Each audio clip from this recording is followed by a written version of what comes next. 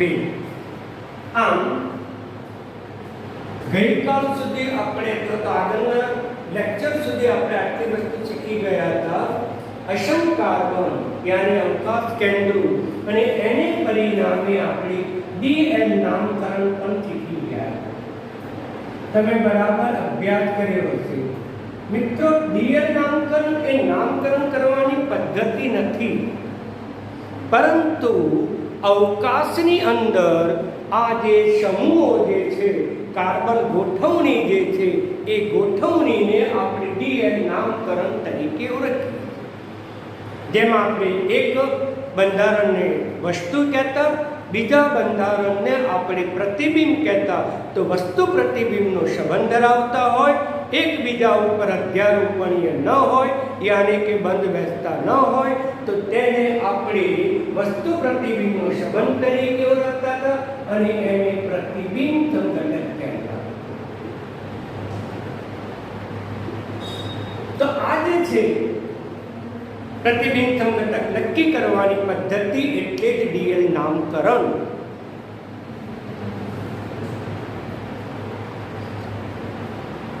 હવે આપણે ધ્યાન રાખવું પ્રકાશન ઘટકની સંખ્યા 2n છે આ યાદ રાખજો જેનો આધાર એ પદાર્થમાં અસમ કાર્બનની સંખ્યા કેટલી અસમ કાર્બનની સંખ્યા એ n જેટલી હોય એ તમે યાદ રાખો.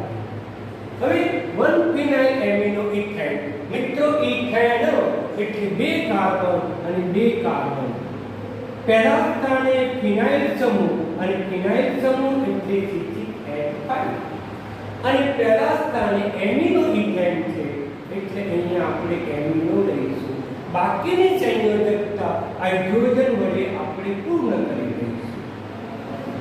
ઓકે તો હવે નક્કી કરો કે આમાં અસમ કાર્બન કેટલા છે મિત્રો તો આપણે કહી શકીએ કે આ જે છે એ અસમ કાર્બન કારણ કે એક સંયોજકતા હાઇડ્રોજન વડે બીજી મિથાઇલ સમૂહ વડે ત્રીજી NH2 સમૂહ વડે અને ચોથી C6H5 આમ આ કાર્બનની ચારે ચાર સંયોજકતા ભિન્ન હોવાથી તે અસમ કાર્બન તરીકે આપણે ઓળખીએ. હવે મિત્રો બરાબર ધ્યાનમાં રાખો કે એનું ડીએલ નામકરણ નથી નામ નથી પરંતુ વિન્યાસની ગોઠવણી છે.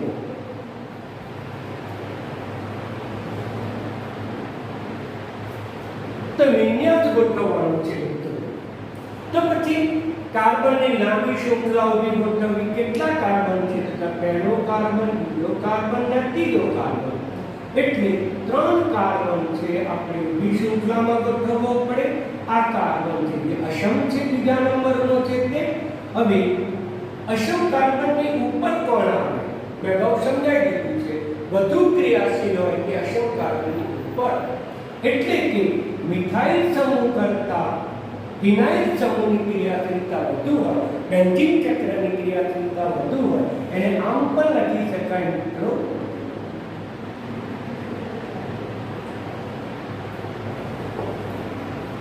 આ બંને એક જ છે.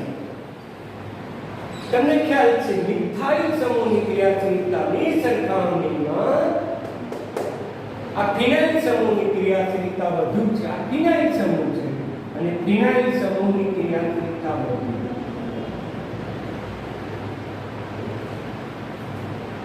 એટલે આપણે ફિનાઇલ સમૂહ ક્યાં લખવો પડે તો ફિનાઇલ સમૂહ અસમ કાર્બનની ઉપર લખવો. ઓકે પછી મિથાઇલ સમૂહ છે એની ક્રિયાશીલતા કેવી તો કે ઓછી માટે ક્યાં લખવું પડે અસમ કાર્બનની નીચે લખવું. તો આમ C6H5 ઉપર લખવું પડે અને CH નીચે.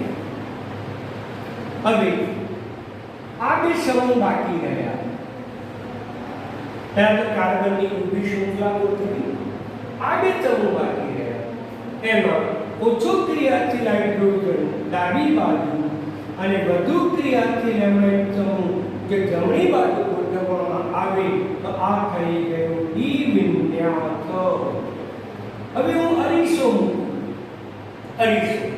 તો અરીસો મૂકવામાં આવે તો H આ બાજુ હતો તેની જગ્યાએ H આ બાજુ અને NH2 આ બાજુ અને CH3 ઊભી શૃંખલામાં કાર્બન કે હાઇડ્રોજનની જે લખવાની પદ્ધતિ છે બદલાતી નથી મિત્રો, બરાબર ધ્યાનમાં રાખજો, એક બદલાતી જ નથી.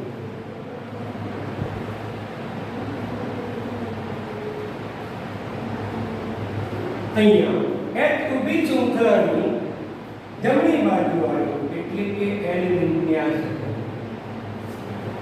L વિન્યાસ ક્લિયર મિત્રો? આ વસ્તુ પ્રતિબિંબનો સંબંધ ધરાવે છે માટે અને પ્રતિબિંબી સમઘટકો કહેવામાં આવે છે. આ પ્રતિબિંબી સમઘટકો. આમાં પ્રતિબિંબી સમઘટકોની સંખ્યા કેટલી? પ્રકાશ સમઘટકોની સંખ્યા કેટલી? તો પ્રકાશ સમઘટકોની સંખ્યા 2n. આમાં n કેટલા છે મિત્રો? તો આપણને ખબર છે કે n બરાબર 1 છે અને n બરાબર 1 એટલે 2 એટલે 2 એટલે પ્રકાશ ક્રિયાશીલ સમઘટકોની સંખ્યા પણ મિત્રો 2 છે. એક આ થશે, એક આ થઈ ગઈ મિત્રો. ચાલો હવે બીજું ધ્યાન. અહીંયા એ પહેલા આપણે આ પ્રશ્ન બતાવી દઈએ, વેરી મોસ્ટ ઇમ્પોર્ટન્ટ છે, બરાબર ધ્યાન.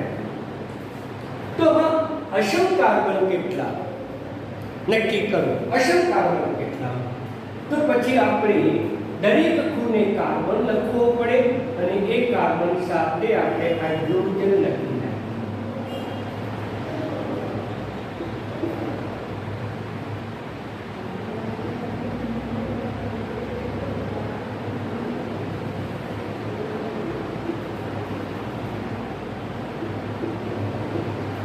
ઓકે મિત્રો.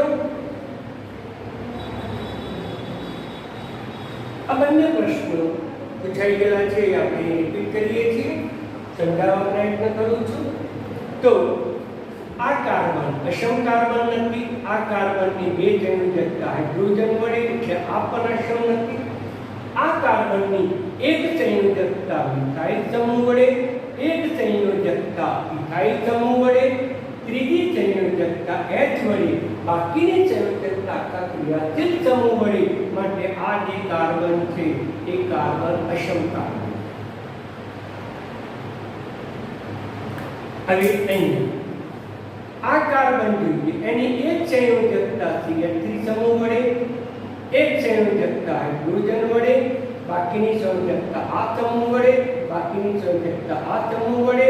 માટે આ કાર્બનની ચારે ચાર સંયોજકતા એ ભિન્ન સમૂહ વડે સંતોષાયેલી છે એટલે આ પણ અસમ કાર્બન.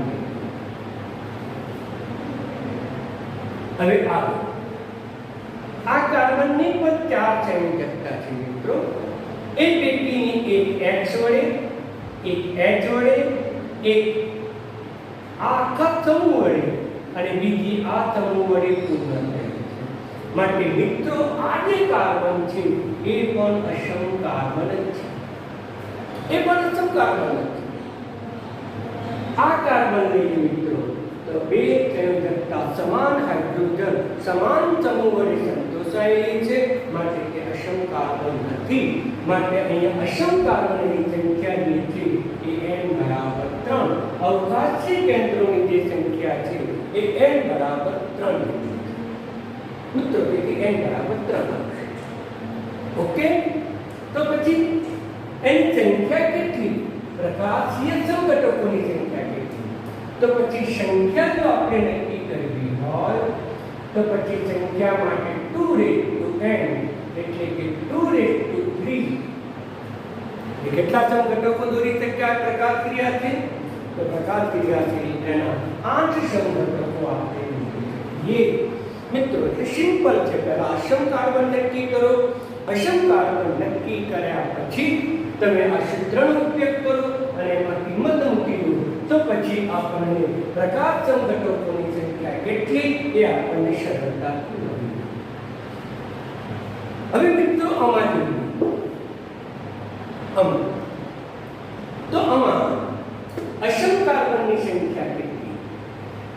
થોડું અઘરું છે પણ પૂછાઈ ગયેલું છે મિત્રો. અસમ કાર્બનની સંખ્યા તો અહીંયા ધ્યાન રાખો, આ કાર્બન કાર્બનની બે સંયોજકતા ઓક્સિજન વડે ન હોઈ શકે. આ કાર્બન છે, આ કાર્બનની એક સંયોજકતા પૂર્ણ છે, બીજી પણ પૂર્ણ છે, ત્રીજી હાઇડ્રોજન વડે સમજવાની, ચોથી પણ હાઇડ્રોજન વડે, એટલે આ કાર્બન પણ અસમ કાર્બન નથી. હવે આ કાર્બનની એક સંયોજકતા આખા સમૂહ વડે, બીજી પણ સમૂહ વડે, ત્રીજી હાઇડ્રોજન, ચોથી પણ હાઇડ્રોજન, આમ સમાન સમૂહ સમાન પરમાણુ વડે પૂર્ણ થયેલી છે, માટે એ પણ અસમ કાર્બન નથી. મેં અગાઉ પણ કીધું કે અસમ કાર્બન કોને કહેવાય? જેની ચારે ચાર સંયોજકતા ભિન્ન સમૂહ વડે જો નક્કી થયેલી હોય તો તેને અસમ કાર્બન કહેવાય. અને આ સમૂહ ગમે તેવો છે, અહીંયા સંયોજકતા હાઇડ્રોજન વડે પૂર્ણ થઈ, અહીંયા માટે એ બે કાર્બન અસમ કાર્બન નથી. અહીંયા ઓક્સિજન વડે બે સંયોજકતા પૂર્ણ થઈ, આ પણ અસમ કાર્બન. હવે આપણે આગળ વધીએ. આ કાર્બનની એક સંયોજકતા આ સમૂહ વડે, આ સમૂહ વડે, બીજી સંયોજકતા આ સમૂહ વડે, ત્રીજી સંયોજકતા NH2 સમૂહ વડે, અને એની એક સંયોજકતા H વડે સંતોષાયેલી છે, માટે આ જે કાર્બન છે મિત્રો એ અસમ કાર્બન કહેવાય. હવે આ કાર્બનની બે સંયોજકતા ઓક્સિજન વડે એટલે અસમ કાર્બન કહેવાય. આ કાર્બન માટે વિચારો મિત્રો. આ કાર્બન તો આ કાર્બનની એક સંયોજકતા આખા સમૂહ વડે, બીજી સંયોજકતા આ સમૂહ વડે, ત્રીજી સંયોજકતા CH3 સમૂહ વડે. હજુ એની એક સંયોજકતા બાકી છે જે આપણે હાઇડ્રોજન વડે પૂર્ણ કરી છે. માટે મિત્રો આ કાર્બન પણ અસમ કાર્બન બની શકે. આ કાર્બન પણ અસમ કાર્બન. હવે આગળ મિત્રો આ કાર્બન માટે વિચારો. આ કાર્બન માટે આ કાર્બન અસમ કાર્બન કહેવાય કે નહીં? તો મિત્રો આ જે કાર્બન છે એ કાર્બન પણ અસમ કાર્બન કહી શકાય. આ કાર્બન પણ અસમ કાર્બન કહી શકાય, કારણ કે એક સંયોજકતા આખા સમૂહ વડે, બીજી સંયોજકતા આખા સમૂહ વડે, ત્રીજી સંયોજકતા આ સમૂહ વડે, ચોથી સંયોજકતા આપણે હાઇડ્રોજન વડે જ પૂર્ણ કરવી પડે. એટલે મિત્રો આ અસમ કાર્બન એટલે અસમ કાર્બન મિત્રો. હવે આ કાર્બન બે સંયોજકતા ઓક્સિજન વડે અસમ કાર્બન નથી. આ કાર્બનની ચર્ચા કરીએ મિત્રો તો પછી આ જે કાર્બન છે એની એક સંયોજકતા આ સમૂહ વડે, બીજી સંયોજકતા આ સંયોજન વડે, ત્રીજી બાકી રહી હાઇડ્રોજન વડે, ચોથી બાકી રહી એ પણ હાઇડ્રોજન વડે પૂર્ણ થઈ. માટે અહીંયા અન્ય સંયોજકતા સમાન સમૂહ વડે પૂર્ણ થયેલી છે, માટે અહીંયા કહી શકાય કે અસમ કાર્બન નથી. આ પણ અસમ કાર્બન ન હોઈ શકે. આ કાર્બન છે એની એક સંયોજકતા આ સમૂહ વડે, બીજી સંયોજકતા, ત્રીજી હાઇડ્રોજન, ચોથી પણ હાઇડ્રોજન, માટે આ કાર્બન પણ અસમ કાર્બન નથી. ઉપર તરફ વિચારીએ તો આ પણ અસમ નથી. હવે આ કાર્બન અસમ કહેવાય કે ના કહેવાય? તો મિત્રો એની એક સંયોજકતા આખા સમૂહ વડે, બીજી સંયોજકતા આ સમૂહ વડે, ત્રીજી સંયોજકતા CH3, ચોથી સંયોજકતા આપણને હાઇડ્રોજન વડે જ પૂર્ણ કરવી પડે. આમ અને ચારે ચાર સંયોજકતા અલગ અલગ છે, માટે અસમ કાર્બન 1, 2, 3 અને 4, માટે અસમ કાર્બનની સંખ્યા મિત્રો 4 છે. આમ અસમ કાર્બનની સંખ્યા મિત્રો 4. ક્લિયર કટ સમજ પડી ગઈ? તો વેરી મોસ્ટ ઇમ્પોર્ટન્ટ હતો, એટલે તમારે આ બધી બાબતો ધ્યાનમાં રાખવી પડે. હવે બીજી વસ્તુ કે પછી પૂછે પ્રકાશ સંઘટકોની સંખ્યા કેટલી? તો તમને ખબર પડે કે એની સંખ્યા કેટલી? તો સંખ્યા 2:4. એટલે પ્રકાશ ક્રિયાશીલ સંઘટકોની સંખ્યા કેટલી થાય મિત્રો? તો પ્રકાશ ક્રિયાશીલ સંઘટકોની સંખ્યા 16 થશે. આ વસ્તુ બરાબર. હવે આગળ ચર્ચા કરીએ મિત્રો. આમાં 8 પદાર્થ ક્રિયાશીલ સમૂહ કેટલા?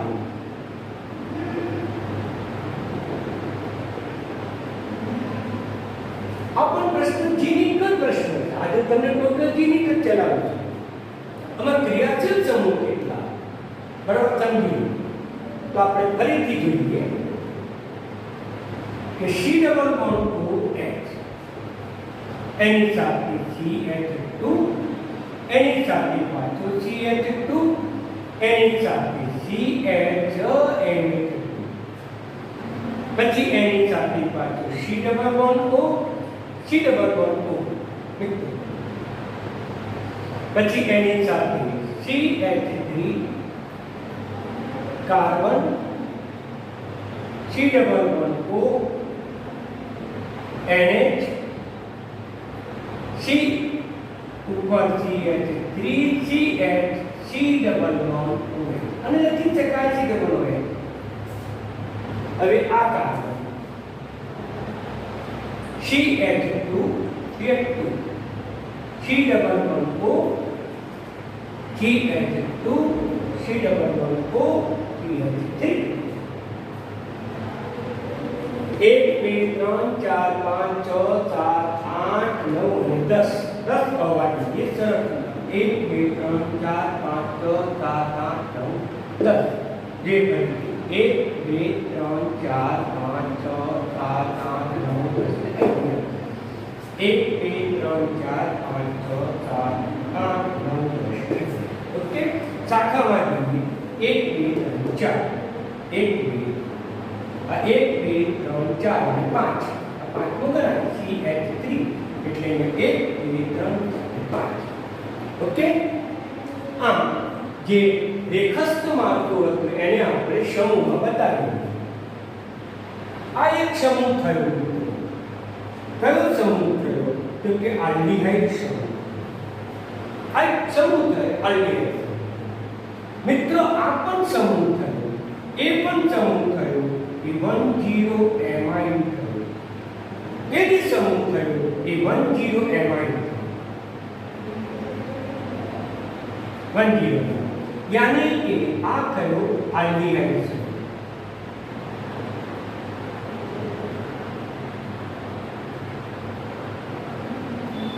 હવે અહીં મિત્રો આ એક સમૂહ આવ્યો અને આ જે સમૂહ થયો એને C∠O પણ કહેવાય, જેને આપણે કીટોન સમૂહ તરીકે પણ ઓળખાય. એટલે આલ્ડિહાઇડ પણ હતો, એમાઇન પણ હતો, કીટોન પણ. હવે આપણે આગળ વધીએ. એક આ તો મિથાઇલ સમૂહ यानी कि अल्काइल समूह એને આપણે ક્રિયાશીલ સમૂહ તરીકે સમાવેશ કરવામાં આવતો નથી. આલ્કેન કે આલ્કાઇનમાં કોઈ જ ક્રિયાશીલ સમૂહ નથી. આટલી વસ્તુ તમે બરાબર યાદ રાખો. હવે આ સમૂહમાં આખો સમૂહ મિત્રો તો પછી આ કયો સમૂહ થયો? તો આ થયો CONH સમૂહ. અને CONH સમૂહ એટલે કહી શકાય કે એમાઇડ.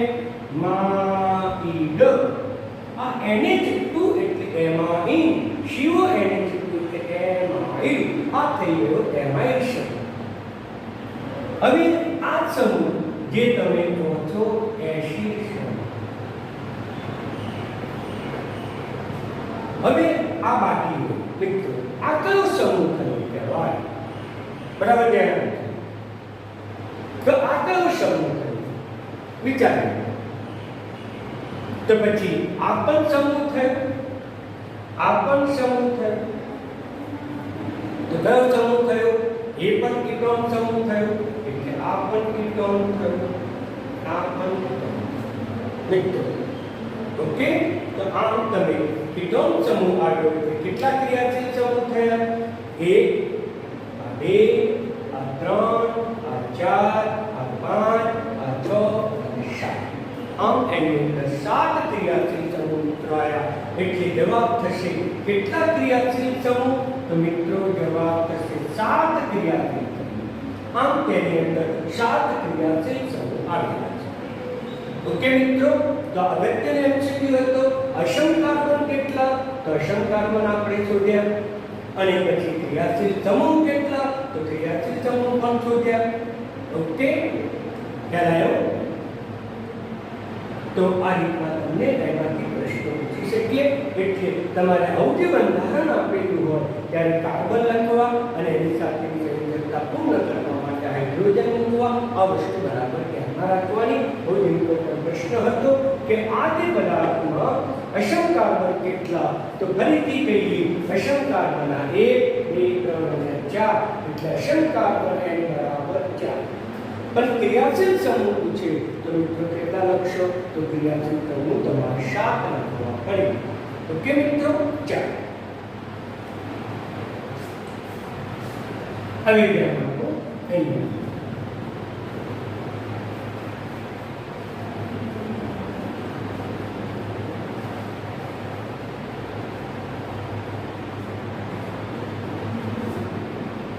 Alpha amino acid.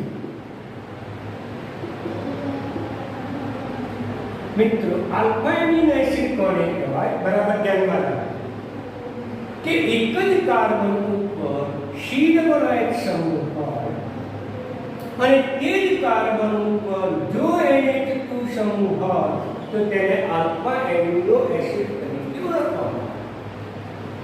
આ જે છે કાર્બન સીધો એક સમૂહનો પડોશી કાર્બન આલ્ફા કહેવાય. આમ આલ્ફા કાર્બન ઉપર સીધો એક સમૂહ પણ છે, NH2 સમૂહ પણ છે, તેને આલ્ફા એમિનો એસિડ કહેવાય. જે જીવ વિજ્ઞાન વાળા બાયોલોજી વાળા વિદ્યાર્થીઓને બરાબર સમજણ પડી છે કે આલ્ફા એમિનો એસિડ. આપણા શરીરમાં આવા એમિનો એસિડ ઘણા બધા છે, જે 21 પ્રકારના એમિનો એસિડ છે.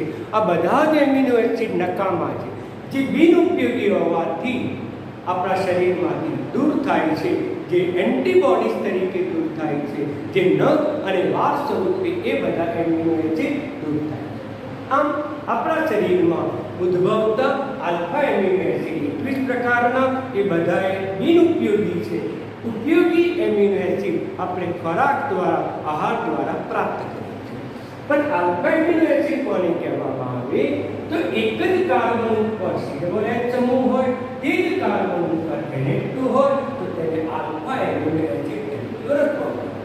બાકીની એક સંયોજકતા RH વડે અને બાકીની સંયોજકતા R વડે, R એટલે બીજો કોઈ પણ સમૂહ, એટલે આપણે સરળ ભાષામાં કહી શકાય કે બદલાતો સમૂહ. આ આલ્ફા એમિનો એસિડમાં આ કાર્બનની ચારે ચાર સંયોજકતા ભિન્ન સમૂહ વડે સંતોષાયેલી છે. માટે આલ્ફા એમિનો એસિડ એ પ્રકાશ ક્રિયાશીલ સંઘટકો છે. એ પ્રકાશ સંઘટકો છે તેમ આપણે કહી શકીએ. હવે ચર્ચા કરીએ આપણે એમિનો એસિડ. જો R બરાબર તમે H લો તો પછી નામ બને વેલેનાઇન. જો R બરાબર CH3 લો તો એલેનાઇન, અને R બરાબર CH2 લો તો બની જાય ઇનાઇન.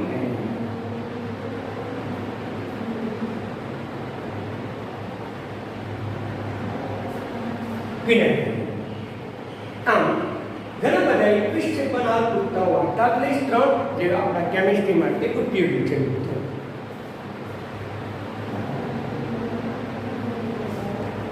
તમે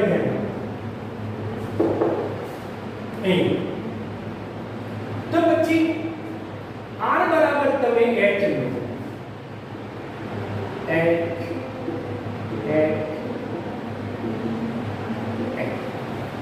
તો પછી R બરાબર તમે H મૂકો તો અસમ કાર્બન થયો ખરો? ના, એમાં અસમ કાર્બન નથી.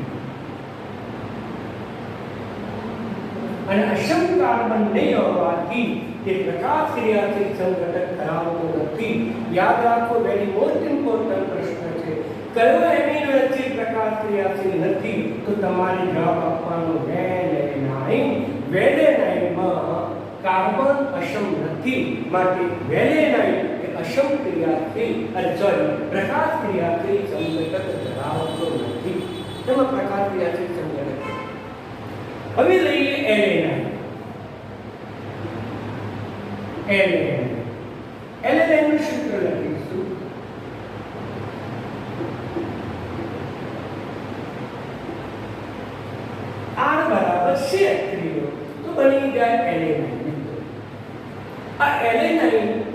ક્રિયાશીલ છે, અસમ કાર્બન છે, તો નક્કી કરવું પડે.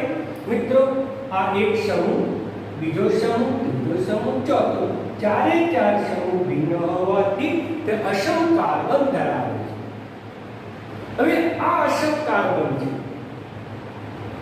તો પછી તેનો અવકાશીય સંઘટક બની શકે, એનો DL નામકરણ થઈ શકે, પ્રતિબિંબ સંઘટક પણ બની શકે.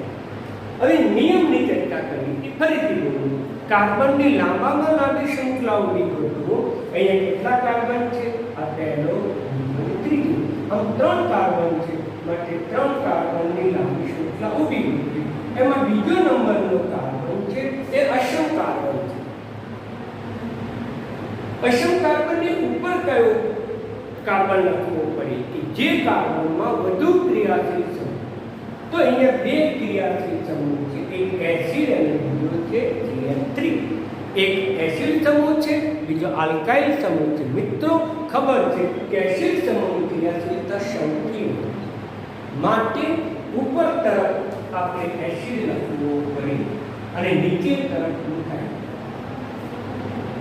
આ અસમ કાર્બન સાથેના 2 કાર્બન વિશૃંખલામાં ગોઠવાઈ ગયા, 2 સમૂહ વિશૃંખલામાં ગોઠવાઈ ગયા.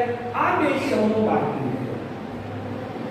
એ સમૂહ પૈકીનો H એ ઊભી શૃંખલાની ડાબી બાજુ વાળું, એને જેટલું વધુ ક્રિયાશીલ ઊભી શૃંખલાની જમણી બાજુ વાળું, તો પછી એ વિન્યાસ બની ગયો D.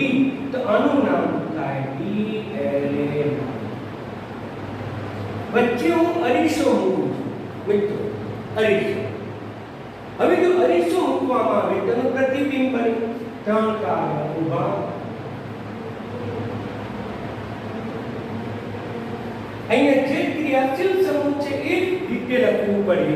કેટલાક મિત્રો દલીલ કરે કે ભાઈ એનું પ્રતિબિંબ આવું ના બને, તો કે ના, આ ત્રિપરિમાણમાં ગોઠવાય તો આ રીતે લખાય નહીં. એને હંમેશા આ જ રીતે લખવાની પ્રથા વિકસાવી છે વૈજ્ઞાનિકો.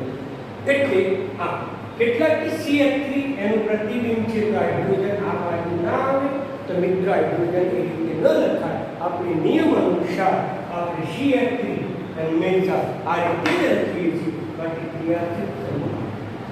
પરંતુ અહીંયા H ડાબી બાજુ છે, પ્રતિબિંબમાં કઈ બાજુ આવે? તો પ્રતિબિંબમાં મિત્રો જમણી બાજુ. અહીંયા N જમણી બાજુ છે, તો પ્રતિબિંબમાં કઈ બાજુ આવે? તો ડાબી. તો પછી આ બની ગયો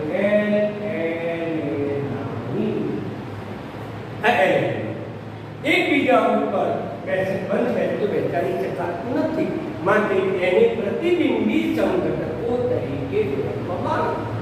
આ બની ગયા પ્રતિબિંબી સંઘટકો. હવે ફિનાઇલ એનેલાઇન જોઈએ. ફિનાઇલ એનેલાઇન મિત્રો, હવે આપણે ચર્ચા કરીએ ફિનાઇલ એનેલાઇન.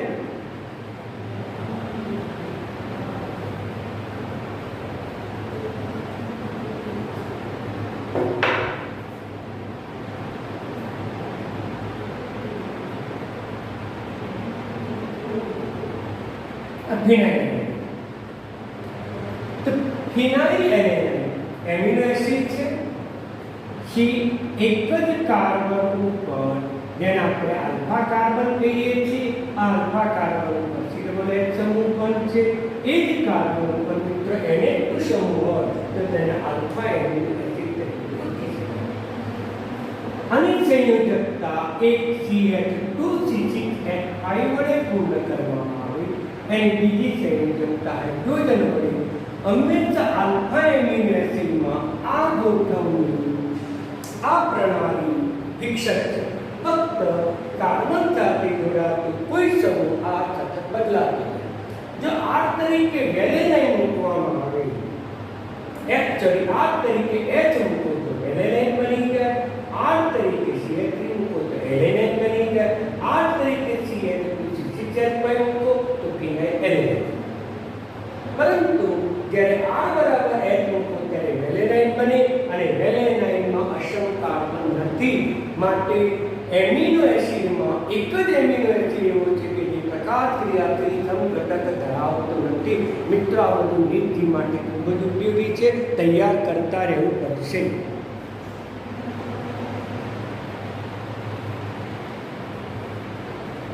હવે આગળ ચર્ચા કરીએ. આમાં અસમ કાર્બન કયો કે આ, તો પછી અસમ કાર્બન આવ્યો એટલે ડીએલ વિન્યાસ આવે અને ડીએલ નામકરણ એટલે વિન્યાસ અને વિન્યાસ એટલે ગોઠવણી. વારંવાર આ શબ્દ બોલો. વિન્યાસ એટલે જ ગોઠવણી મિત્રો. તો પછી વિચારો આનો વિન્યાસ ડી પણ હોઈ શકે, એલ પણ હોઈ શકે. તો પછી નિયમ અનુસાર કાર્બનની નામ આપવાની શૃંખલા ઊભી ગોઠવો. કેટલા કાર્બન? 1 2 3 4 ઊભી ગોઠવી. એમાં બીજો કાર્બન છે અસમ કાર્બન આવશે. વધુ ક્રિયાશીલ સમૂહ ઉપર તરફ અને ઓછો ક્રિયાશીલ સમૂહ આપણે નીચે તરફ લખી શકીએ. હવે આ કાર્બન સાથે બે સમૂહ આવ્યો, એક H સમૂહ અને બીજો છે NH2 સમૂહ. આમ NH2 સમૂહ આપણે ઊભી શૃંખલાની જમણી બાજુ લખ્યો એટલે કે ડી ફિનાઇલ એલ્ડિહાઇડ.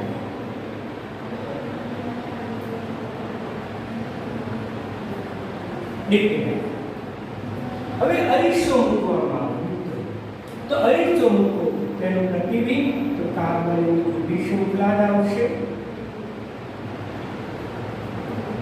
અસમ કાર્બન આવશે, આ બાજુ H આવશે, આ બાજુ NH2. તો પછી વિન્યાસ બદલાઈ ગયો. NH2L P ના E A ના E. બરાબર મિત્રો વિચાર.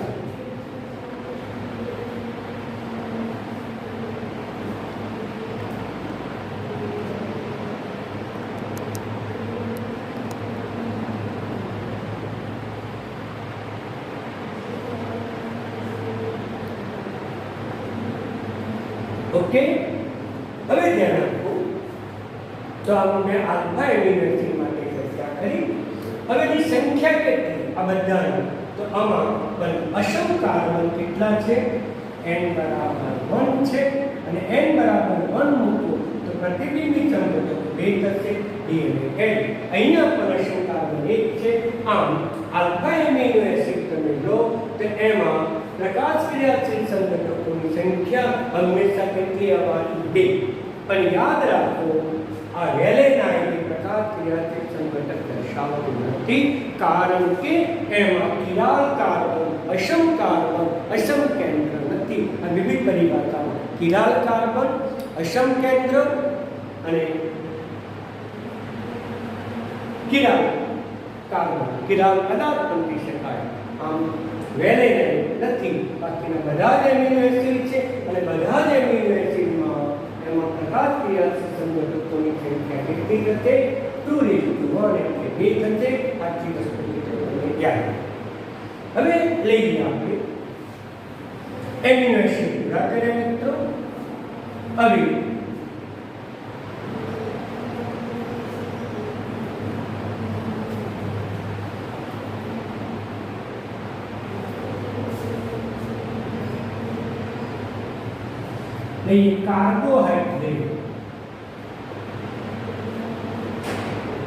કાર્બોહાઈડ્રેટ. કાર્બોહાઈડ્રેટ એટલે શું?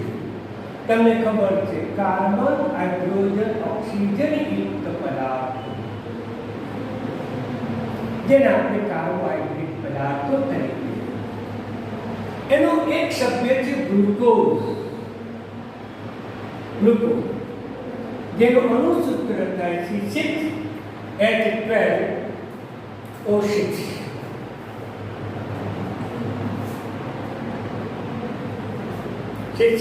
H12O6 મિત્રો આ એનું અણુસૂત્ર છે. હવે એની ગોઠવણી તમારે ધ્યાનમાં રાખવી પડે મિત્રો. તો પછી 6 કાર્બન સરળ શૃંખલામાં છે. સરળ શૃંખલામાં આની અંદર આલ્ડીહાઇડ સમૂહ છે. આલ્ડીહાઇડ સમૂહ હંમેશા પ્રથમ કાર્બન ઉપર છે. પછી HOH HOH HOH HOH 1 2 3 4 5 અને 6 અને C થઈ ગયા 6 કાર્બન 1 2 3 4 5 અને 6 हाइड्रोजन बार 1 2 3 4 5 6 7 8 9 10 ओके ऑक्सीजन पर 6 1 2 3 4 5 अशुद्ध હવે આ વિન્યાસ કેવો છે ત્યારે તો નક્કી કરો અસમ કાર્બન કેટલા અસમ કાર્બન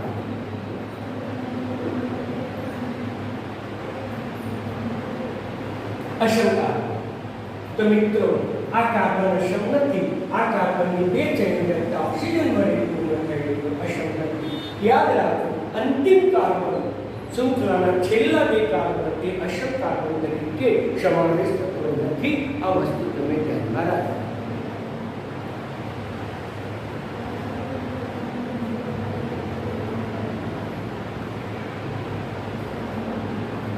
હવે ધ્યાન મિત્રો બરાબર સમજો અસમ કાર્બનની સંખ્યા કેટલી શોધી કાઢો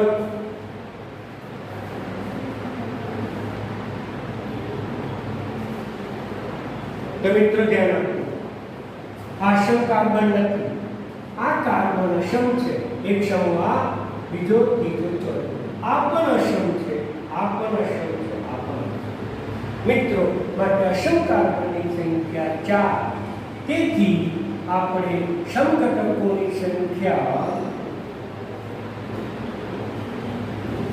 2 into 4 એટલે 16 મિત્રો 16 પ્રકાર ક્રિયાશીલ સમઘટકો બને અને 16 પ્રકાર ક્રિયાશીલ સમઘટકો તે પૈકીના 16 સમઘટકો પૈકીના 8 સમઘટકો ડી વિન્યાસ ધરાવે છે 8 સમઘટકો એલ વિન્યાસ ધરાવે તો પછી ડી વિન્યાસમાં કરવા તો ઊભી શૃંખલાનો અંતિમ કાર્બન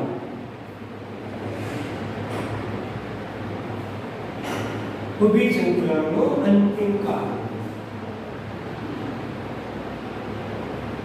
એની ઉપર આવતો તરત કાર્બન અંતિમ કાર્બનની ઉપરના કાર્બન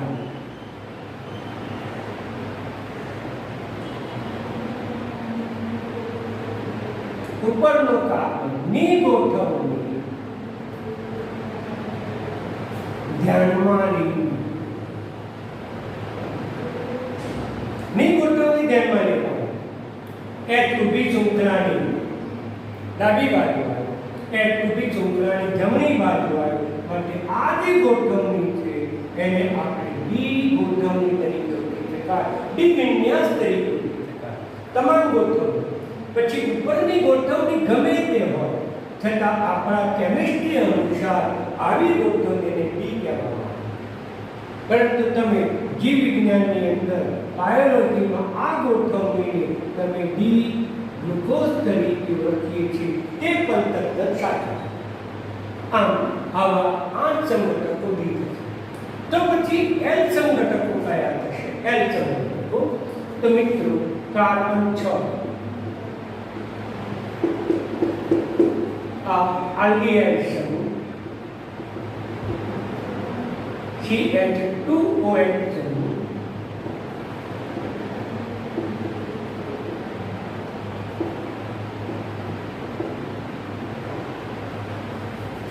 अंतिम कार्बन मित्र अंतिम कार्बन एनी उपरनो कार्बन એટલે કે આ કાર્બન એની જ ગોઠવણી ધ્યાનમાં રાખવાની એની ગોઠવણીમાં એક ઊભી શૃંખલાની ડાબી બાજુ જમણી બાજુ આવ્યો OH ડાબી બાજુ આવ્યો માટે આ બધા કહેવાય એલ સમઘટક